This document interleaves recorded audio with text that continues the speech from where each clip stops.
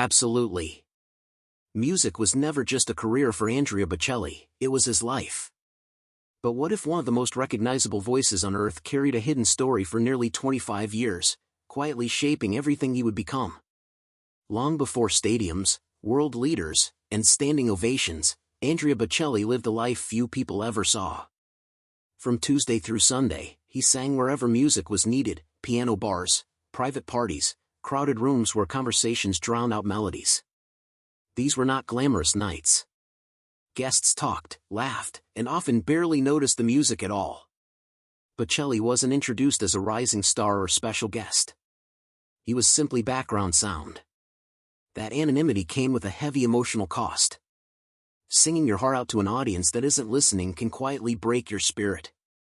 There were no reviews, no applause, no validation beyond the paycheck. Bocelli had to learn how to measure himself without external praise. Instead of relying on applause, he turned inward, judging his progress by discipline and self-standards.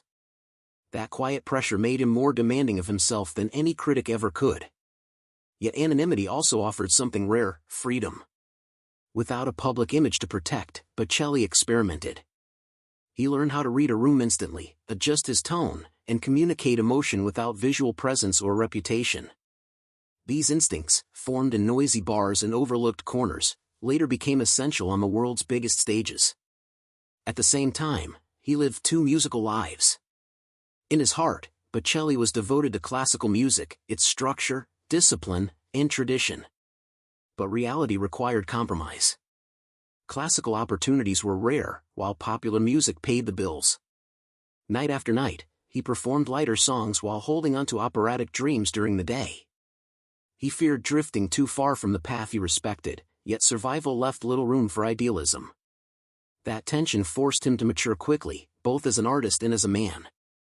Emotionally, those years were intense. Constant travel and temporary settings led to brief but powerful relationships. Bocelli loved deeply, even when he knew connections might not last. Those experiences shaped his voice in subtle ways, teaching him how to express longing, vulnerability, and restraint. Singing stopped being just technical precision, it became emotional communication. Over time, his rigid ideas about music began to soften. Performing across genres exposed him to pop songs with emotional precision and disciplined restraint. He realized that difficulty doesn't always come from complexity. Simplicity, when honest, can be just as demanding. Rather than defending a fixed identity, Bocelli chose curiosity. He listened, studied, and allowed his voice to grow. Collaboration became central to his journey. Whether singing with Tony Bennett, Barbra Streisand, Celine Dion, or Luciano Pavarotti, Bocelli never treated duets as competitions. For him, they were conversations, moments of balance, listening, and mutual respect. Each artist taught him something different, from phrasing and restraint to stamina and humility. As his career expanded, so did the stages, from historic landmarks to imperfect venues plagued by fatigue and poor acoustics. Those difficult nights mattered most. They taught him resilience, adaptability, and presence. Growth, he learned, often happens far from glamour. Through it all, Bocelli chose one guiding principle: say yes. Yes to risk. Yes to growth. Yes to connection. That openness shaped his music, his family life, and his philosophy of aging. Even at 60 and beyond, he refused to be defined by time, limitation, or labels.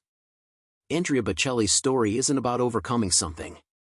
It's about commitment, discipline, and the courage to stay open, quietly, consistently, and without excuses.